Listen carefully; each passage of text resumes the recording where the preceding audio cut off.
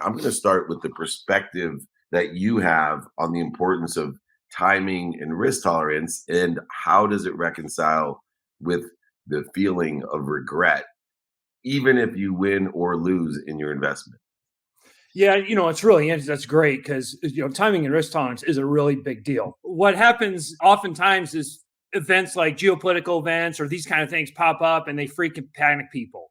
And the reality is these things happen all the time. Markets happen up and down all the time. And if you have that time horizon over the future, it doesn't, these events don't really play into that at all, right? And most people have no idea, what they're buying. So I'll have people all the time to say, well, I want to buy real estate.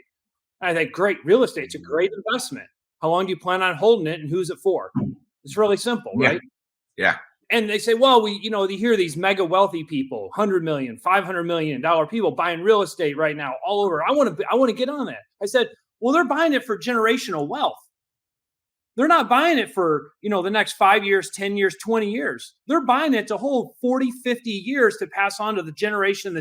If you think that way, buying a piece of land or a house on the coast in Malibu or a piece of real estate in New York, sure, absolutely. It almost doesn't matter what the time is in which you're buying or what the price is currently if you have that kind of time horizon. But most don't do that.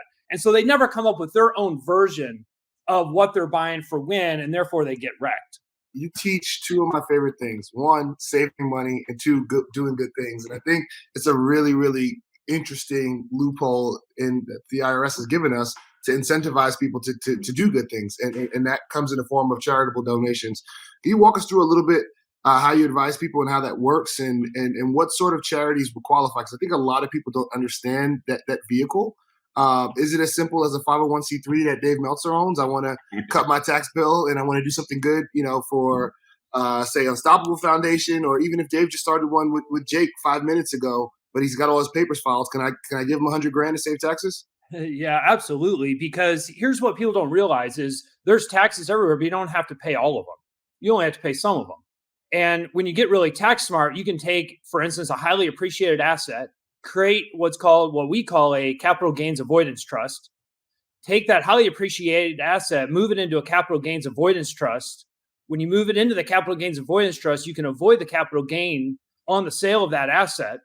You can diversify and sell that asset inside of that trust, get a tax deduction, create an income stream, and then benefit a charity when you're done using that trust the way it's designed. So you're doing a few things. You're avoiding the capital gain up front that's keeping you from selling the asset that maybe you should sell. You're getting a tax deduction, which offsets your other income. So you actually increase your cash flow. You then be able to create a cash flow that's predictable out of that trust for yourself. And then you're able to set up a legacy type of charitable benefit for the causes you care about deeply. And so everyone wins, right? But most people never explore those tax benefits, and they get locked in and they get hemmed in by saying, well, there's this tax. I don't want to do it, right? I don't want to sell my closely held business. I don't want to sell my real estate. I don't want to sell my highly appreciated stock or whatever the case is. And yet there's a lot of ways to do it. That's a very, very powerful strategy. And when you are open to understanding charity plays a major role in your benefiting during lifetime, and then also making a legacy out of it that you care about, which is probably more important to you. I'm sure you can come up with a charity that's more important to you than the United States government. Then it's a very powerful strategy. What was the harder part of being successful as an Ironman? Was it the physical component or the mental component? And what were you able to extract that you could apply to your business life as a result of being an Ironman competitor? Yeah, mental. Because, everyone said, the race doesn't really begin until hour 8. So I would finish in about 10 hours and 30 minutes, right? So that's the top 3%. I was within 30 minutes of qualifying for world championships in my age group. And it was always the mental, because you get to that point where the race really starts. You're at about 8 hours in, you're exhausted, you're in pain, your stomach hurts, you don't know if you can finish, and your mind starts playing tricks like this isn't going to work and it's never going to finish. So I think the same thing applies when it comes to, investing and building assets over time.